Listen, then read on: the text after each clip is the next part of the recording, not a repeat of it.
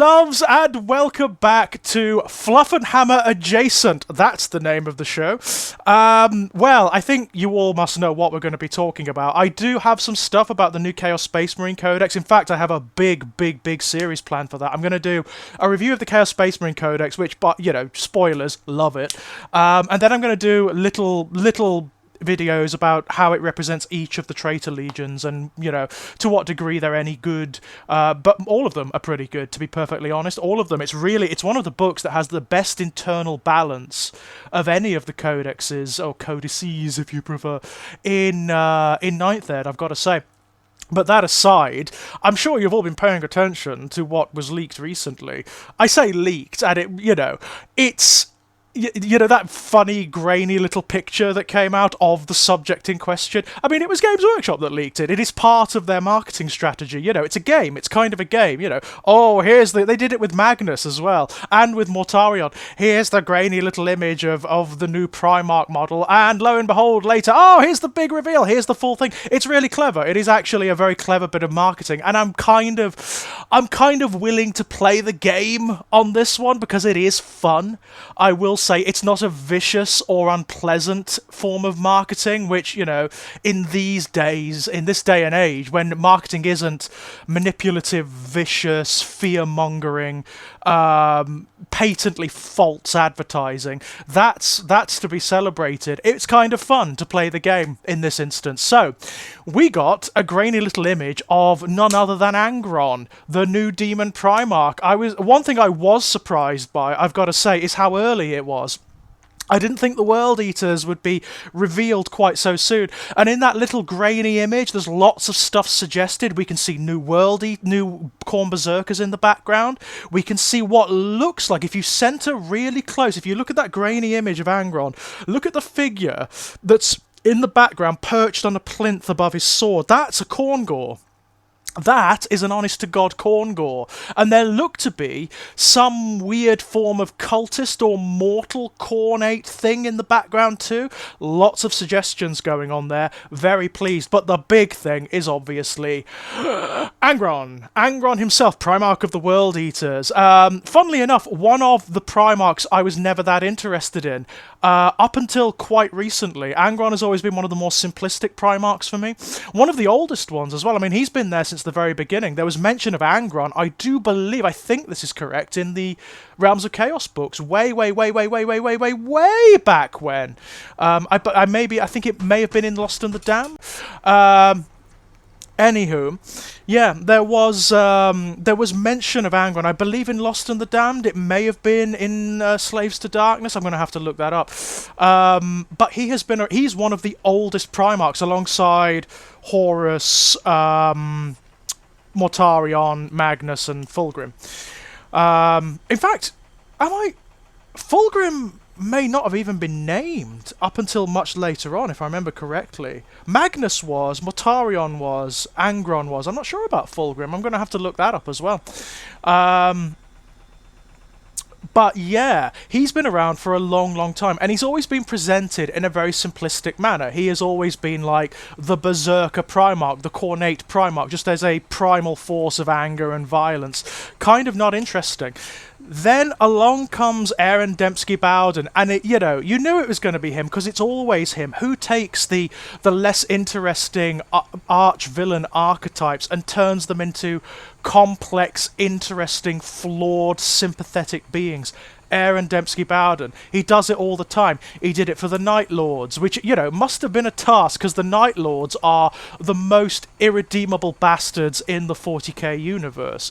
I would say even the Drukhari are more salvageable than the Night Lords are. At least the Drukhari do have ideology. They have something. The Night Lords don't. They are just nihilistic, sadistic reavers. There's nothing there. There's nothing behind what they do. There's no end goal. There's no ideology. There's no faith. There's nothing. There is just pure, visceral sadism. And that is it. They are literally psychopaths and serial killers in power armor. They are the worst of the worst of the worst of the worst.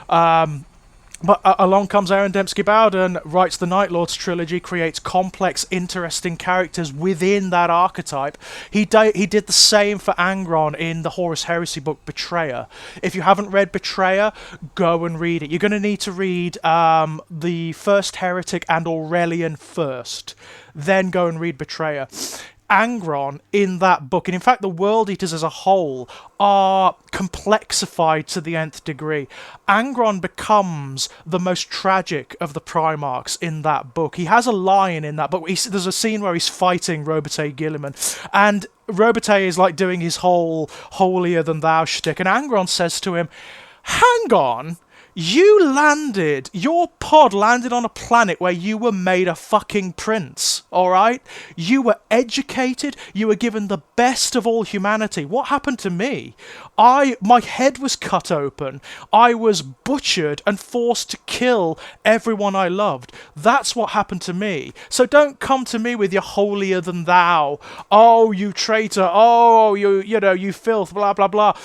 I had no choice. And it is really brilliant. It is really brilliant. You get to see a little bit of where Angron comes from, why he turns against the Emperor, ultimately, why he turns against the Imperium. It's because he is in a unique position to see its hypocrisies. He sees played out again and again and again and again exactly what he saw played out on Nuceria, the world where he fell and where he was forced to become a champion of the underclasses, essentially. He became a gladiator in the arenas of Nuceria because he had no choice in doing so. His whole life was butchering his comrades for the entertainment of the upper classes, and he sees that happening again and again and again in the Imperium, despite its high-flung ideals, the lies that it tells. He is in a unique position to see how it's really no different from Nuceria, and that's what causes him to turn. And it's brilliant. It is absolutely brilliant. Angron is revealed as actually being quite complex. He has genuine philosophical arguments with Lorgar. And now, Lorgar is one of the more intelligent Primarchs. He's one of the more complex. He's one of those who's more versed in rhetoric, in philosophy, in ideology. And Angron holds his own against him. It's very, very interesting indeed.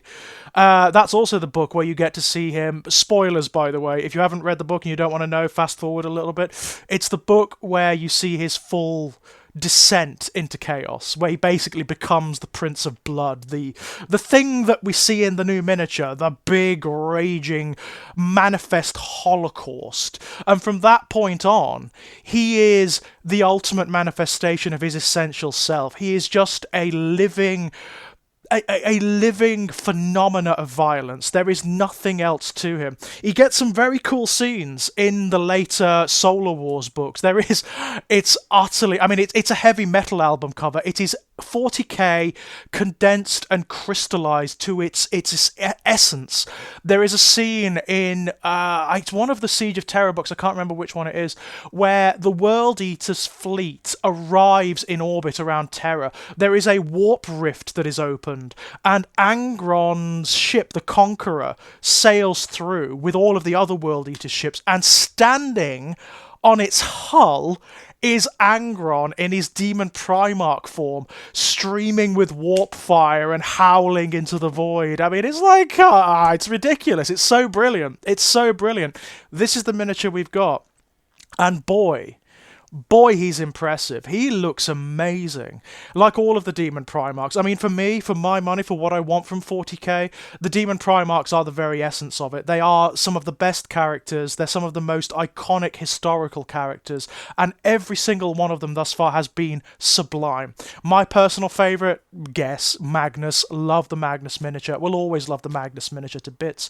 But bloody hell, they've done a job with Angron. He is huge. You can tell just by his positioning against the other miniatures that he is enormous. And he's also, like the artwork of Angron, he's hunched over and bestial. That's another thing they've done with these Primarch miniatures. They've modelled them in stances that bespeak their characters and their ethos and their ideologies. So Magnus is arrogance. He is standing in a a poise of absolute imperialist control. You know, he is mastering the powers around him. And everything about that miniature bespeaks his arrogance, the arrogance of eons, of course, which is one of his warlord traits. Mortarion, by contrast, is weighted. He's flying, but it looks like he's weighted down. All of the dynamics of the miniature, all of the details draw your eye down. His robes and his cloak are kind of weighted down, and they're becoming toxic mist as they trail on the ground. He's got those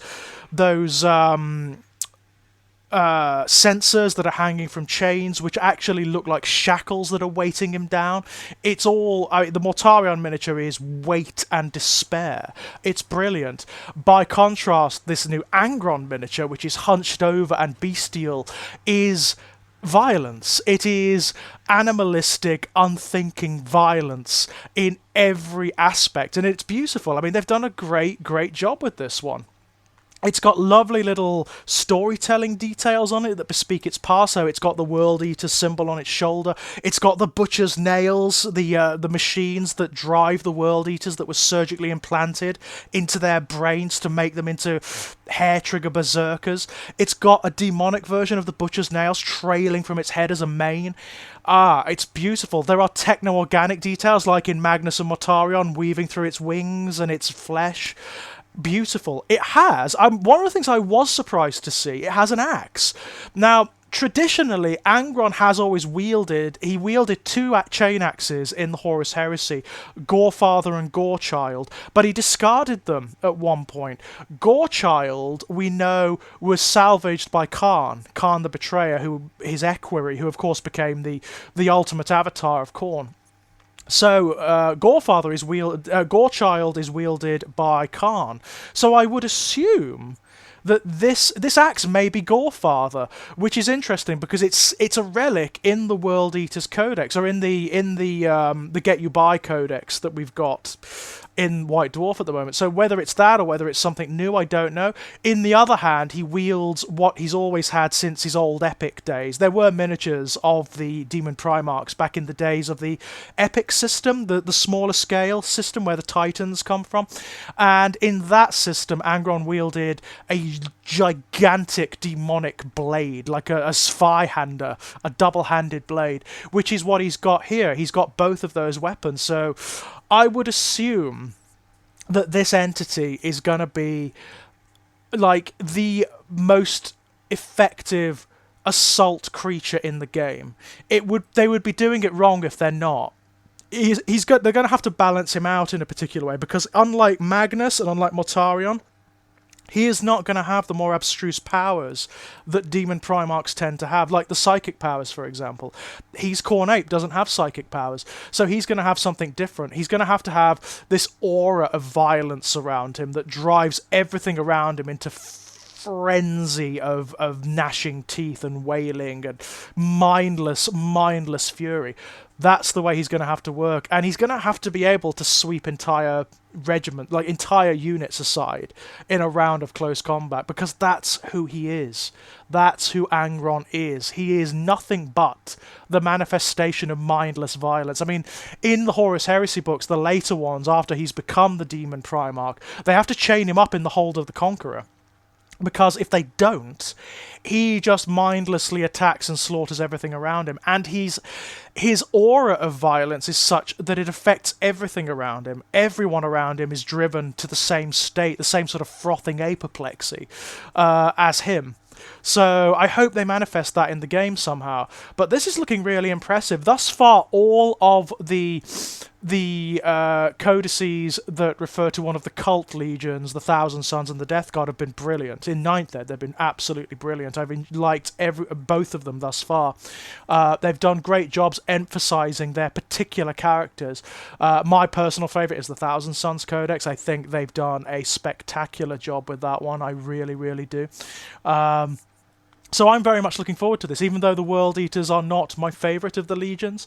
Just in terms of the background, to see what they do with them, how they handle an army that's so dedicated to the assault phase. I mean, in a way, the World Eaters are kind of going to have to be the opposite end of the spectrum of the Thousand Sons. You know how the Thousand Sons emphasise the psychic phase primarily, a bit of shooting as well, but primarily it's the psychic phase.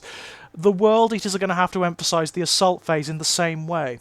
So let's see what they do, right? Let's see what they do with them. I'm very much... I mean, the Khorne Berserkers, we've talked about that on the main Fluffenhammer many, many times. Sorry, Adam. Sorry, but there are new Khorne Berserkers coming. I know. But we are going to have to retire that cute little kit from about 20 years ago.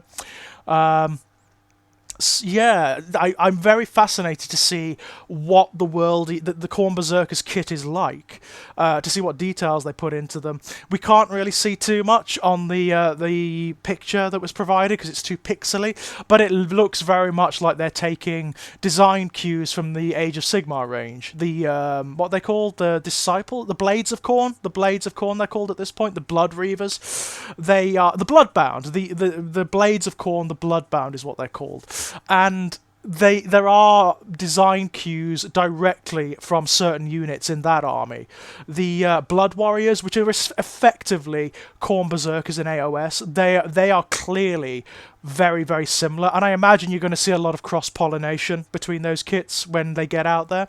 But what really interests me is what they do with the background more than anything. I want to see what the World Eaters have been doing, where they are as a force, and how Angron comes back. I mean, he's been he was banished after Armageddon, I do believe. His physical form was destroyed by Grey Knights in the Battle for Armageddon, and I don't know whether he's been around since, whether he's come back since, but I don't believe so in the background. So it's going to be interesting to see how he manifests again, if there's any background referring to that, or how what the World Eaters are as a power, because they're one of the more fractured legions, as you would guess.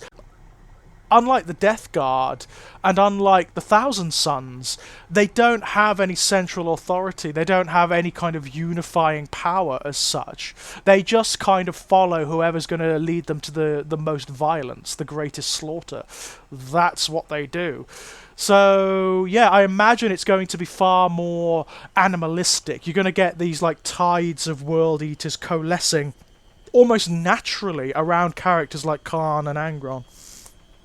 And, the champions that are kind of beneath them in terms of their status in the Khornate ideology, such as it is. But yeah, it's fascinating, and I'm very, very excited. Very excited.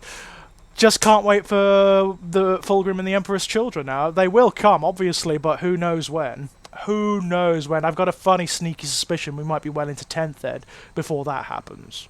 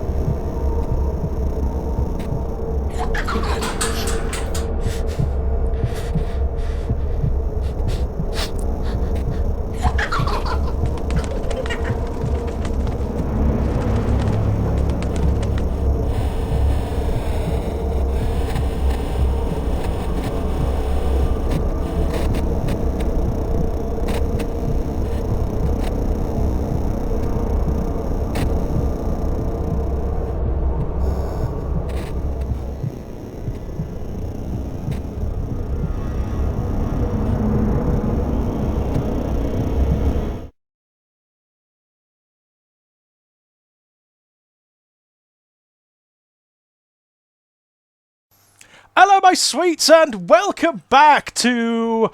I forgot the name of the show! I'm having a good morning. I'm having a great morning. I don't know whether to leave this in or put it in at the end as a kind of... as an outtake. Yeah, I think I might do that, my loves.